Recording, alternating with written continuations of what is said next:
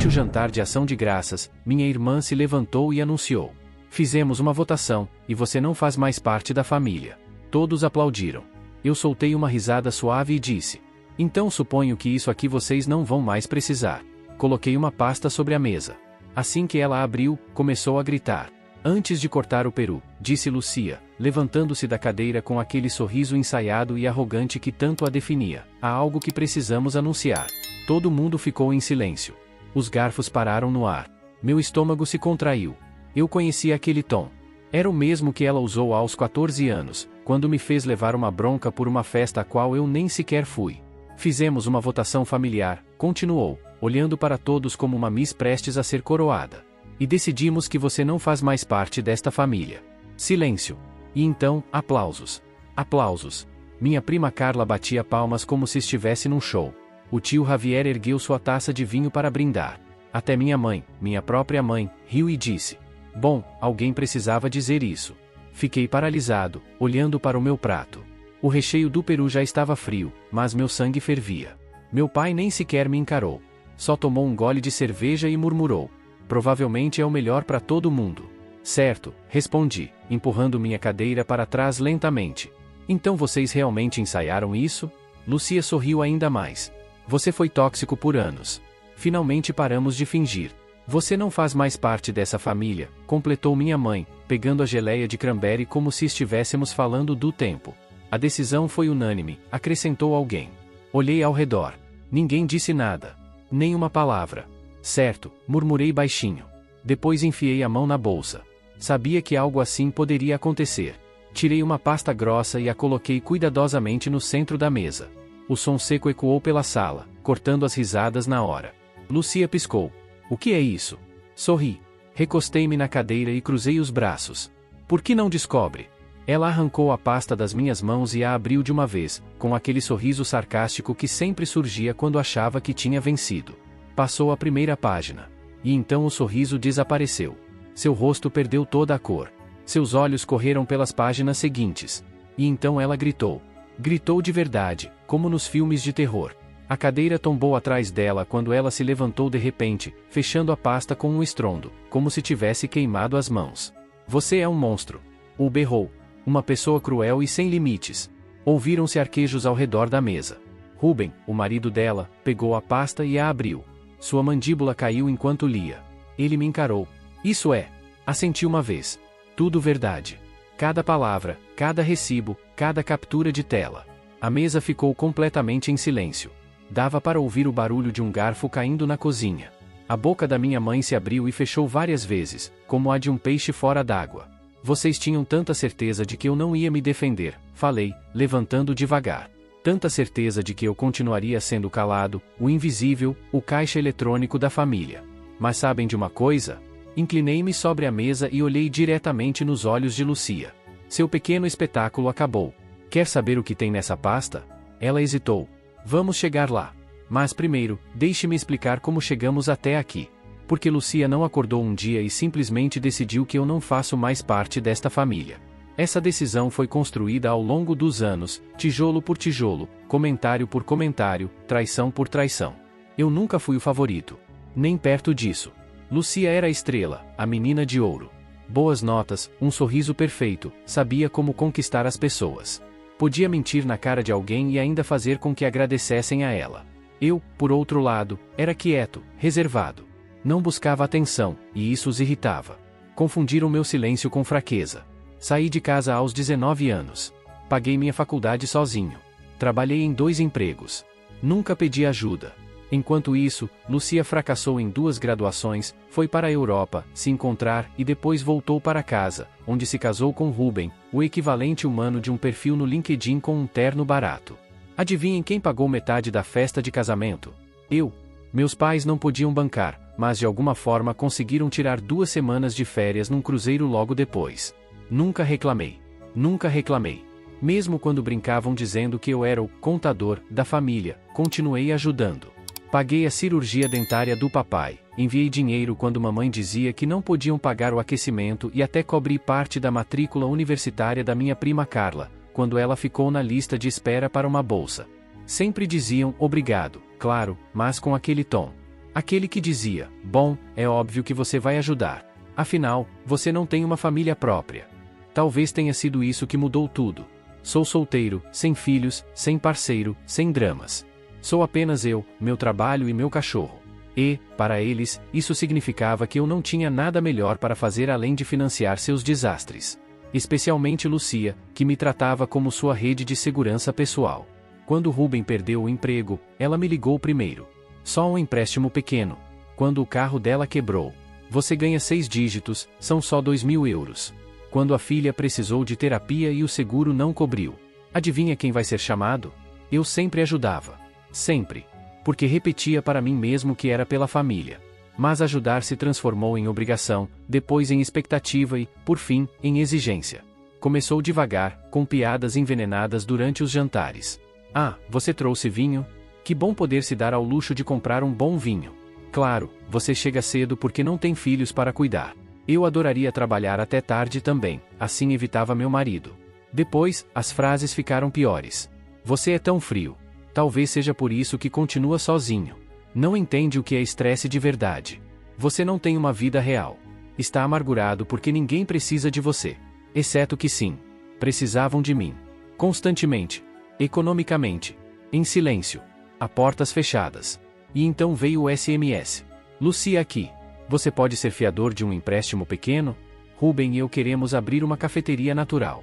Eu respondi. Não, Lucia. Sério. E então veio o silêncio. Foi há 3 meses. Desde então, fui excluído. Mamãe parou de ligar. Papai respondia com monossílabos. Ninguém me convidou para o último jantar em família. Lucia me bloqueou nas redes sociais depois de publicar uma história sobre se afastar de pessoas tóxicas. Mas eu não fiquei chorando. Comecei a investigar. Literalmente, vasculhei os recibos. Guardo registros. Transferências bancárias, e-mails, capturas de tela, datas. Não sou idiota.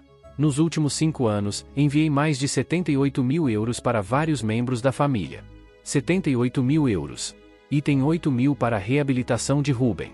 Item 2.300 para a emergência dentária, de Lucia, que na verdade foram facetas estéticas. Item 100 para a cirurgia nas costas do meu pai. Item 12.000 para pagar a dívida do cartão de crédito da minha mãe. Item 6.000 para a mudança universitária de Carla. Item 4.500 para uma emergência familiar, que acabou sendo uma viagem de férias. E nenhuma vez, nenhuma única vez, alguém se ofereceu para devolver o dinheiro. Só tomavam. E, quando parei de dar, decidiram que o problema era eu. Então, montei a pasta. Dentro havia cada comprovante de transferência, cada e-mail e mensagem pedindo dinheiro, capturas de tela de Lucia me chamando de manipulador para uma amiga porque neguei o empréstimo. Uma cronologia detalhada de todos os pagamentos importantes que fiz nos últimos 5 anos. E, como cereja do bolo, cópias de publicações no Facebook e Instagram onde eles zombavam de mim. Tenho prints de Lucia me chamando de vaca de dinheiro sem coluna vertebral, em um comentário privado no qual ela não sabia que eu tinha acesso. Foi isso que ela viu quando abriu a pasta. Foi isso que a fez gritar. Porque Lucia não foi apenas exposta. Ela foi desmascarada. Fato por fato. Linha por linha. Página por página. Enquanto isso, o resto da família começava a perceber o que tinham feito. Minha mãe parecia prestes a desmaiar. Ruben olhava fixamente a linha que dizia 4.200 euros para cobrir o cartão de crédito de Lucia, usados em um hotel em Marbella. Com alguém chamado Patrícia. Ela só disse: "O que é isso?" Não respondi. Não era necessário. Pela primeira vez na minha vida, eu não estava me defendendo. Apenas mostrava a verdade. "Você guardou todos os registros?" Perguntou minha mãe finalmente, com a voz trêmula. Eu me virei para ela, tão sereno quanto sempre fui. "Você nunca lembrava de nada, então alguém precisava fazer isso." Lucia ainda estava de pé, pálida, com os punhos cerrados ao lado do corpo. Seus olhos iam de Ruben para mim, depois para a pasta. "Isso é uma invasão de privacidade." Cuspiu ela. Eu não tinha o direito. Interrompi, levantando-me lentamente. "Você acabou de se levantar na frente de toda essa família para declarar que eu não faço mais parte dela." Todos aplaudiram. "E agora vocês estão incomodados porque vim preparado." Ruben virou outra página da pasta. "O que é isso sobre Marbella?" Perguntou ele, com a voz tensa. A cabeça de Lucia girou bruscamente em sua direção. "Não peça detalhes." "Quem é Patrícia?" Insistiu ele. "Porque você esteve em um hotel por 3 noites com o meu cartão." O silêncio dela foi mais estrondoso do que qualquer resposta. Esperem. Interveio minha mãe, levantando as mãos. Podemos nos acalmar todos e conversar com tranquilidade? Claro, respondi. Sejamos razoáveis. Vamos falar daquela vez em que você me chamou de parasita enquanto recebia o cheque que eu te enviei. Ela piscou. Isso não é justo. Estávamos sob muita pressão. Não repliquei com dureza. Vocês estavam sob pressão, e eu tirei vocês do sufoco várias e várias vezes. E na única vez em que eu disse, não, de repente sou o inimigo, meu pai, que até então havia permanecido em completo silêncio, finalmente falou. Você está exagerando. Está transformando isso em algo maior do que realmente é. Eu me virei para ele. Minha voz baixou de tom, mas não de intensidade. Vocês permitiram que me fizessem isso durante anos. Sabia disso? Viu isso? Ouviu e deixou acontecer porque era mais fácil do que enfrentá-los? Ele não negou. Lucia bateu na mesa com a mão. Você está ressentido porque ninguém mais precisa de você. Você está errada, respondi friamente. Não estou ressentido. Estou acabado. Ela soltou uma risada amarga. Você dá pena. Tem ideia de quão ridículo parece trazer uma pasta cheia de capturas de tela? Acha que isso faz de você a vítima? Só está provando que é um controlador obsessivo. E você, repliquei, só está provando que se importava comigo enquanto eu pagava suas contas. Você não tem o direito de se fazer de vítima. Eu escolhi ajudar. Ninguém me obrigou. E mesmo assim, continuei, dando um passo à frente, vocês esperavam isso de mim toda vez. Até que deixou de ser ajuda e se tornou obrigação. E quando parei de fazer isso, o que vocês fizeram? Me expulsaram. Minha voz falhou, mas não de tristeza. De raiva. Vocês nunca quiseram um irmão. Queriam uma carteira com pernas. Rubem se levantou, ainda segurando a pasta. Isso é verdade? Perguntou ele, olhando para Lucia. Tudo isso? Lucia o encarou, e pela primeira vez não teve resposta. Sem lágrimas fingidas, sem desvios. Apenas silêncio. Você mentiu para mim, disse ele. Sobre o hotel, sobre o dinheiro, sobre tudo. Fez parecer que eu estava louco. Eu precisei fazer isso. Explodiu ela. Você estava me virando contra todos. Eu não fiz nada, respondi. Foi você quem fez isso sozinha. A sala ficou em silêncio novamente. Então minha mãe se inclinou para a frente, tentando mais uma vez. Sua voz suavizou. Escute, querido. Talvez tenhamos reagido mal, mas ainda somos uma família. Famílias discutem. Podemos deixar isso para trás. Eu a interrompi. Você não está me ouvindo. Ela piscou, confusa. Como assim? Não estou pedindo paz. Não estou pedindo perdão. Estou dizendo que estou acabado. Lucia franziu os lábios com desdém. Ah, pare de dramatizar. Isso não é um grande momento. Você já disse isso antes. Eu a encarei diretamente nos olhos. Nunca assim. Metei a mão no bolso do meu casaco e tirei outro envelope. E agora, o que é isso? Perguntou meu pai, visivelmente exausto. Joguei o envelope na mesa. Rubem o pegou antes que escorregasse e caísse. Ele o abriu, leu a primeira linha e seus olhos se arregalaram. O que é isso? Sussurrou ele. Respondi por ele. Formulários de revogação de poderes notariais para mamãe. Poder médico revogado. Contato de emergência eliminado. Já assinei todos os documentos. Legal e emocionalmente, não sou mais responsável por nenhum de vocês. Minha mãe soltou um suspiro entrecortado. Você está rompendo todos os laços completamente?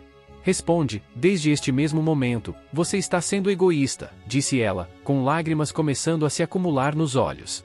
Cometemos erros, mas continuamos sendo sua família. Eu a encarei, e minha voz baixou novamente, serena e definitiva. Não. Vocês já não são mais. Peguei meu casaco, olhei para eles uma última vez e saí pela porta. Deixei-os ali, no meio do jantar de ação de graças, atônitos e em silêncio, cercados por comida fria e verdades desagradáveis.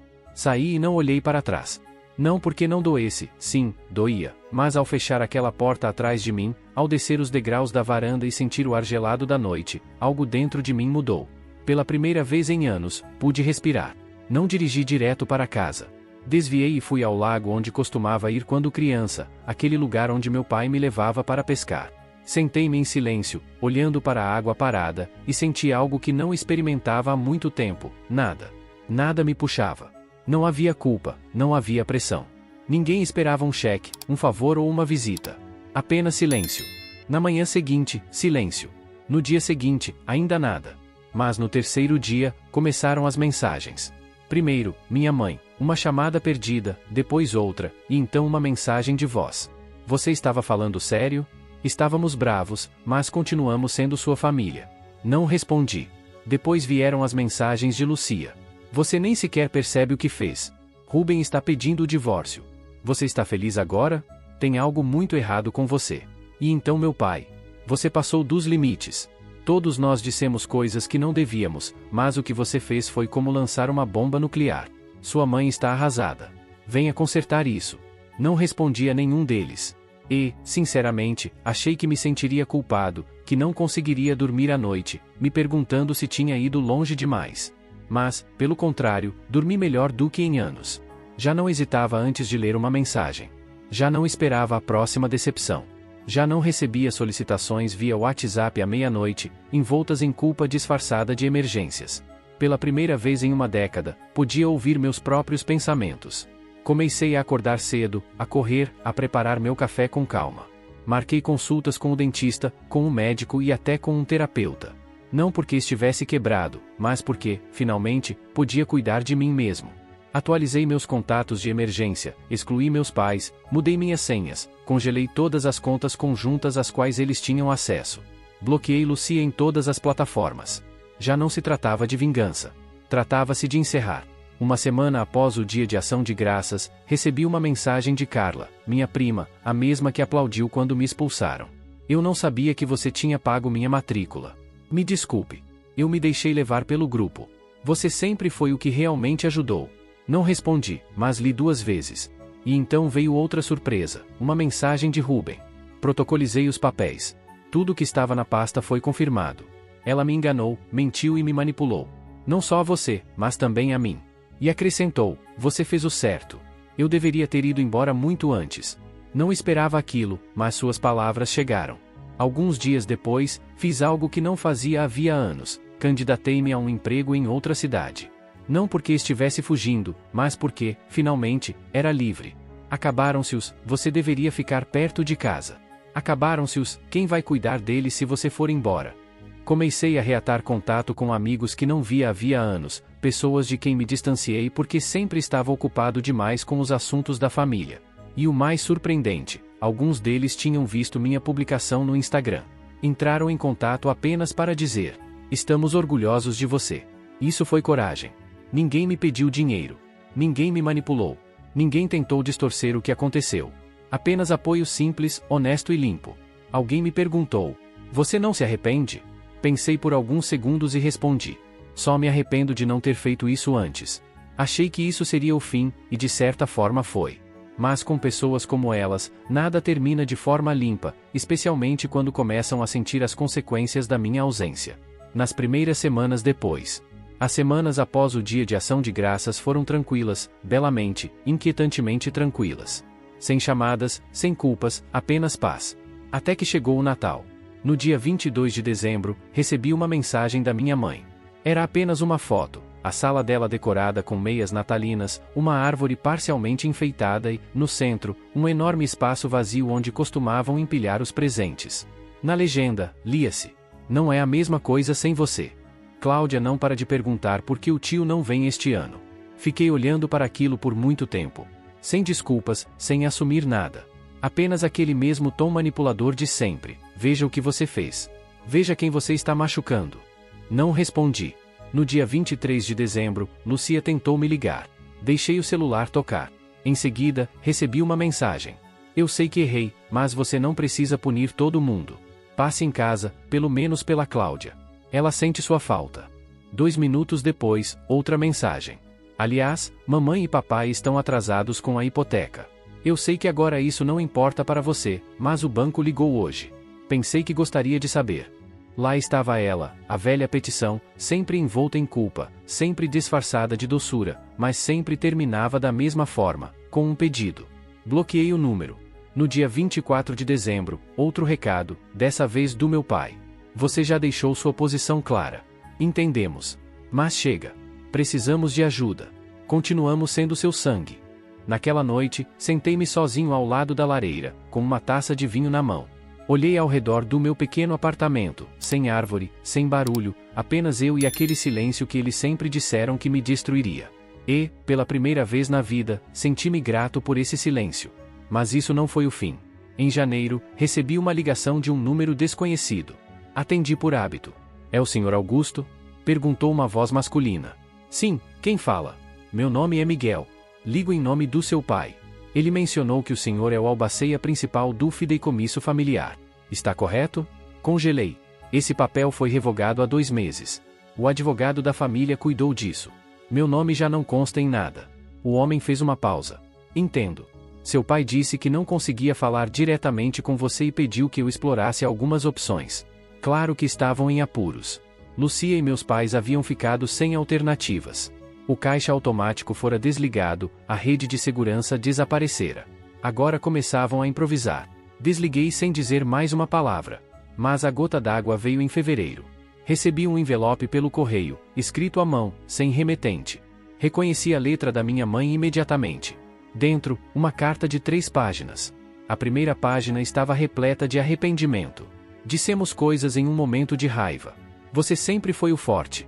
Nunca soubemos o quanto dependíamos de você. A segunda página apelava para a culpa. A saúde do seu pai não vai bem. Lucia está completamente sozinha agora. Estamos preocupados. Cláudia está passando por um momento difícil. E a terceira página, essa era a armadilha. Vamos vender a casa, mas a hipoteca está acima do valor. Só precisamos de um pouco de ajuda para sair dessa. Depois disso, nunca mais pediremos nada. Por favor, Augusto. Faça isso pelo seu pai. Faça isso pela família. Fiquei ali por um tempo, com a carta nas mãos, permitindo-me sentir tudo o que eles queriam que eu sentisse. O peso da responsabilidade, a pressão da obrigação, a dor de consertar algo quebrado. Depois, dobrei a carta, levantei-me, fui até a cozinha e a joguei no lixo. A verdade é esta, eles não estavam pedindo ajuda. Estavam pedindo acesso. Mais uma vez. Eles não queriam que eu voltasse para a família. Queriam a versão de mim que nunca dizia não. Aquele que pagava em silêncio, que se sacrificava em silêncio, que sofria em silêncio. Mas essa versão de mim já não existe. Já não sou o bode expiatório deles. Já não sou a galinha dos ovos de ouro. Já não sou a fita adesiva que mantinha unida uma casa quebrada. Estou acabado. E o que mais os assusta é que estou perfeitamente bem sem eles. Consegui um novo emprego, mudei para outra cidade, um apartamento maior, uma página em branco. Comecei a fazer trabalho voluntário nos finais de semana, não porque alguém precisasse de mim, mas porque eu queria. Construí uma vida onde ninguém me liga às 23 horas para cobrir um erro que não querem assumir. Uma vida onde não sou punido por ser independente, onde a bondade não é usada como moeda de troca. Não me arrependo de ter ajudado minha família. Mas me arrependo de quanto demorei para parar. Quer saber o que é a verdadeira paz? Não é estar cercado de família. É estar livre de pessoas que só te chamam de família quando precisam de algo. Atualização, meses depois. Nunca achei que este relato fosse chamar tanta atenção. Na verdade, só precisava colocar isso para fora, botar em algum lugar. Mas li cada comentário. Para quem disse, você foi valente, eles não te merecem, obrigado. Não sabia o quanto precisava ouvir isso até ler. E aos poucos que perguntaram, e se eles mudarem?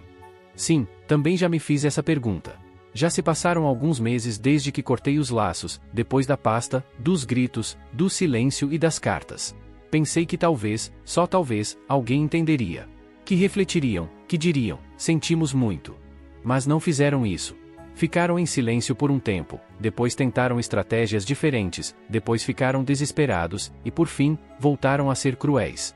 E eu? Eu me libertei. Desde então, mudei para um lugar novo, encontrei um trabalho que não me tira o sono. Comecei terapia, uma terapia de verdade, daquelas que te fazem parar de tentar consertar os outros, e enfim, aprender a estar consigo mesmo. Agora cozinho para mim, durmo melhor, saio mais. Já não me assusto quando o telefone vibra. Sim, às vezes penso em Cláudia. No que estão ensinando a ela, no tipo de pessoa em que vai se transformar, no que vai achar normal. Mas também sei disso, fui o exemplo de alguém que finalmente disse, chega. Há alguns dias, recebi outra carta escrita à mão da minha mãe. 3 palavras. Seguimos sendo família. Sem contexto, sem desculpas, sem mudanças. Apenas o mesmo gancho de sempre. E pela primeira vez, não senti nada. Nem raiva, nem tristeza. Só, nada. Joguei no lixo e fui preparar o jantar. E aqui estou de volta, porque este lugar me deu uma clareza que eu não esperava. Desconhecidos me viram com mais nitidez do que meu próprio sangue. Então, quero deixar uma pergunta. Fiz o que era certo. Cortar os laços, soltar a carga, não cumprir o papel que me impuseram? Fui frio demais? Ou, finalmente, parei de ser o único que sustentava tudo? Não sei ao certo. Mas sei disto, pela primeira vez na minha vida, não estou apenas sobrevivendo. Estou vivendo.